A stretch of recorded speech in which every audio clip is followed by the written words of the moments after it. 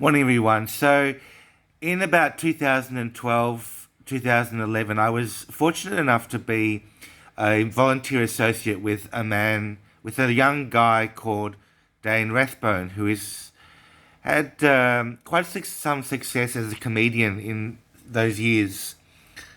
Okay, let's be honest. He won a comedian award, one off.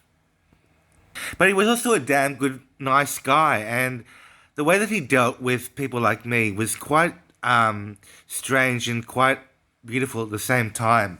And that's one of the reasons why he stands out to me in our history. So, as far as I know about Dane, he's a failed entrepreneur and he developed a letter writing website, which failed because it didn't have enough traffic. But he's still a popular guy, as far as I know. I don't know what happened to him since then, but I've just joined him on Twitter. And he seems to be doing reasonably well there, but not amazingly well. Now, Dane's ability to say the right line at the right time amazed me. He took me at my word on certain things and treated me like a real person, like no one else has done. He didn't have much opportunity to do that. He had only a few opportunities to interact with me, but those few that he took were really, really important to me at the time.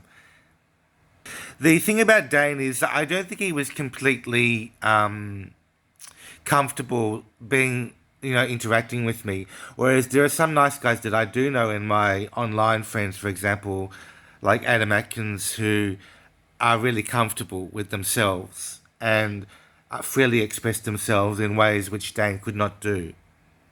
Then you have other nice guys like Johann Hari, who is someone who doesn't know me, but who I know as being a famous thinker in terms of mental health and psychotherapy, that sort of thing. And he is quite an interesting guy too in terms of being nice. He's more of a public speaker sort of figure, and I think I'd get along with him very well if I met him as a real person. But he's not the sort of guy. I think he's the sort of guy who may deal well with difficult people. Definitely, for sure. But Dane was in a class of his own, really. And so one of my questions is, if all of these three nice guys were together in a room, would they get along well with each other? And is the concept of being nice or universally nice, a lot of nice people in the same room, going to compromise the sort of grit that humanity is used to having in their natures? It's a really weird question, but it's one that popped up in my mind this morning. So my question is basically, is it human nature to have people who are not so nice and people who are more nice, and the sort of mix of that is eugenically what is appealing to people? Or is it the case that we can have as many nice people as we want and they will all get along with each other? That's the question that I ask. I mean, Dane has a really good reputation in my eyes, and he's the sort of person that I would love to obviously know better, but also impress and appease and sort of understand the psychology of a lot better. And the fact that I was such an asshole 10 years ago, 15 years ago, to him and not kind of present myself well to him means that I have something to work up to. And, you know, the interesting thing is I do have his email address, and I do have written to him over the years and received a few sparse replies from him. So it shows that he's still in the ballpark with relating to me as, on a professional level.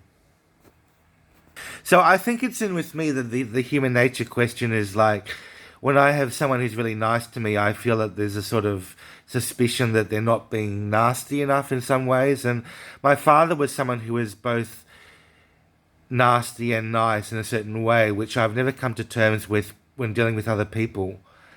And it's something, one of my shortcomings, that I can't deal with people who are completely nice in certain ways.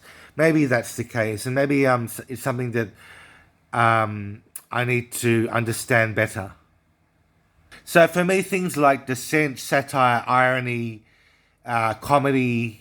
Obviously, Dane does comedy, but All of these things matter to me. Sarcasm, and wit, and all these things matter to me in strange ways. Which, when they're absent, it's like there's nothing to roll the ball along with. That's how I feel about people who are too nice. And I think that some feminist people would have the same idea as I do, because there are some females who are, as they say, wired to like men who are not particularly nice, but who have this certain confidence to them.